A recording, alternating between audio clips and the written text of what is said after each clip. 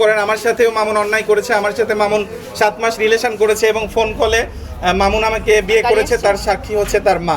So একটা নিরীহ মেয়ের পাশে আমি জাস্ট দাঁড়িয়েছি। আমি জুনিয়র সাকিবের কোনো ইকরার কাছে নিজে যাই না। আপনারা যদি মনে করেন যে এগুলা কোনো ফেক নিউজ, এটা কোনো ফেক নিউজ না, রিয়েল নিউজ। এবং ইকরা এবং ইকরার মা 1টি বছর ধরে আমার কাছে বারবার সাহায্য চাচ্ছিল, দ্যাটস ওয়াই আমি তাকে সাহায্যের হাত বাড়িয়ে দিয়েছি।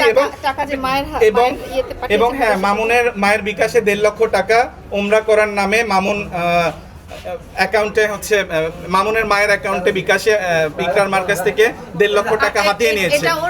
তাইলে তো আমাদের অবশ্যই খারাপ লাগবে। আর সবচেয়ে বড় কথা হচ্ছে যে একটি লাইলার বিচার যদি বাংলাদেশে হয় তাইলে আরো হাজারো লাইলা বেঁচে যাবে প্রিন্স মামুনের মতো একজন ক্রিমিনালের কাছ থেকে, বা প্রিন্স মামুনের মতো একজন র্যাপিস্টের কাছ থেকে। কারণ সে একের পর এক মেয়েকে এভাবে শারীরিক নির্যাতন করছে, ভিডিও কলে সেক্স করছে, বিভিন্ন যৌনাকৃতি মানে বিকৃত যৌনাচার করছে, গ্রুপ সেক্স করছে। তো এর মতো একে যদি আমরা বিচার করাইতে পারি বা বাংলার মাটিতে যদি ওর বিচার হয়, তাহলে দেখবেন যে লাইলার মতো হাজারো মেয়ে বেঁচে যাবে এই ধরনের নির্যাতন থেকে, আমি মনে করি। নাই জুনিয়র সাকিবের বউ যে ইকরা মেয়েটা আমার কাছে বারবার কল করে বলছিল যে ভাইয়া সাহায্য চাই, ভাই আমাকে সাহায্য।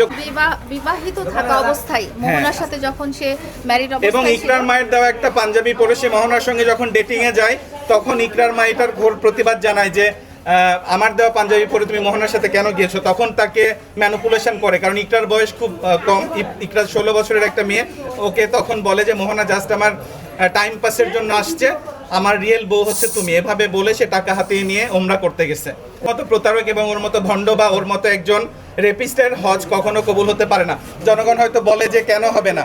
আমি এর আগেও বলেছি যে লাইলার যে হক নষ্ট করেছে, লাইলার কাছ থেকে 2 কোটি টাকার উপরে খেয়েছে, 3টা গাড়ি কিনে নিয়েছে, 3টা বাইক কিনে নিয়েছে, একটা প্রাইভেট কার কিনে নিয়েছে। এই যে টাকাগুলো হাতিয়ে নিয়েছে, একটা মেয়েকে আর্থিকভাবে এইভাবে হেনস্থা করেছে, শারীরিকভাবে নির্যাতন করেছে, তার কাছ থেকে ক্ষমা না চেয়ে কখনো তার হজ কবুল হবে না। আর আজকে আমি এসেছি শুধুমাত্র